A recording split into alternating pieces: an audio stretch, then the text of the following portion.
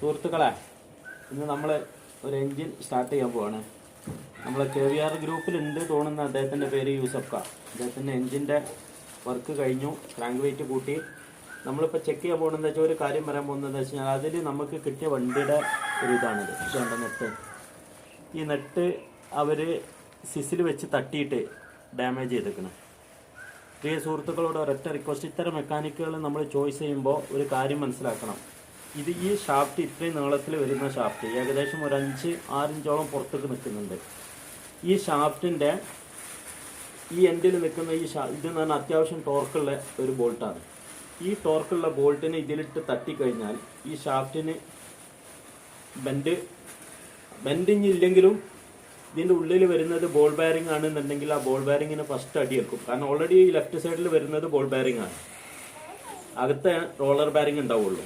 അപ്പോൾ അതുകൊണ്ട് എല്ലാവരും ഇത്തരം കാര്യങ്ങൾ ചോയ്സ് ചെയ്യുമ്പോൾ ആകെ 26ൻ്റെ ഒരു ഷോക്കറ്റാണ് ഇതിന് വേണ്ടത്. 26ൻ്റെ ഒരു ഷോക്കറ്റ് ഉണ്ടായി കഴിഞ്ഞാൽ അയക്കാവുന്ന കാര്യമുള്ളൂ. റിംഗ് സ്പാനർ എന്തായാലും അയക്കാവുന്നേ ഉള്ളൂ.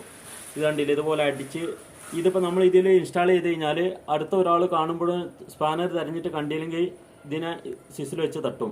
അപ്പോൾ ഇതിൻ്റെ ബെയറിങ് ഡാമേജ് ആവും. അത്തരം ചോയ്സുകൾ നമ്മൾ ഒഴിവാക്കുക. നമ്മളത് ഒഴിവാക്കിയിട്ട് നമ്മളിതാ പുതിയ നെറ്റ് ഇൻസ്റ്റാൾ ചെയ്യുന്നുണ്ട്. ഇതിപ്പോൾ ഞാൻ ചെയ്യുന്നത് എന്താണെന്ന് വെച്ചാൽ നമ്മൾ ഇത് കൊടുക്കുന്നതിൻ്റെ മുന്നേ മാഗ്നറ്റ് ഇട്ട് ടൈറ്റ് ചെയ്തിട്ട് നമ്മളുടെ എൻജിൻ്റെ ക്രാങ്കിൻ്റെ സെൻറ്റർ ഉണ്ടല്ലോ, ഈ എൻജിൻ്റെ ക്രാങ്കിൻ്റെ സെൻറ്റർ നമുക്ക് അലൈൻമെൻറ്റ് ചെക്ക് ചെയ്യാൻ വേണ്ടിയിട്ടാണ്.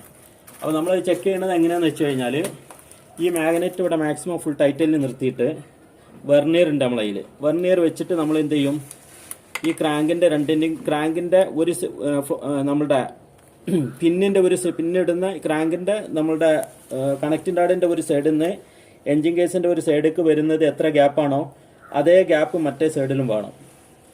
എങ്ങാനും ഇത് ടൈറ്റ് ചെയ്യുന്ന സമയത്ത് ഒരു സൈഡിലേക്ക് വലിച്ചു നിന്നിട്ടുണ്ടെന്നുണ്ടെങ്കിൽ പിസ്റ്റൺ സിലിണ്ടറിൻ്റെ ഉള്ളിൽ ടൈറ്റ് വരും, വണ്ടി വലിയില്ല.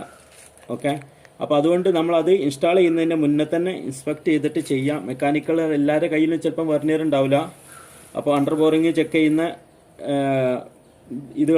ടൂളുകളെല്ലാം ഉണ്ട്, അത് ഉപയോഗിക്കാം. വെർനിയർ ആണെങ്കിൽ ഈസിയാണ്. നമ്മൾ പോലെയുള്ള കണ്ണ് കാണാത്ത ആൾക്കാർക്കൊക്കെ ഡിജിറ്റൽ ആകുമ്പോൾ ഒന്നുകൂടെ ഈസിയാണ്. ഓക്കെ, അപ്പോൾ അതുകൊണ്ട് സുഹൃത്തുക്കളെ പറയുന്നത് എന്താണെന്ന് വെച്ച് കഴിഞ്ഞാൽ ഇത്തരം കാര്യങ്ങൾ, അതായത് ഈ നെട്ട് ഒരിക്കൽ പോലും മെക്കാനിക്കിനെ കൊണ്ട് തട്ടിക്കരുത്. അപ്പോൾ നമ്മൾ ചെയ്യുന്നത് എന്താണെന്ന് വെച്ച് കഴിഞ്ഞാൽ മാഗ്നറ്റിൻ്റെ ഈ സൈഡിലിട്ട് മാഗ്നറ്റിൻ്റെ ഇട്ട് ടൈറ്റ് ചെയ്ത് നിർത്തിയിട്ട് നമ്മൾ ഇതിൻ്റെ ബോറ് ചെക്ക് ചെയ്യും.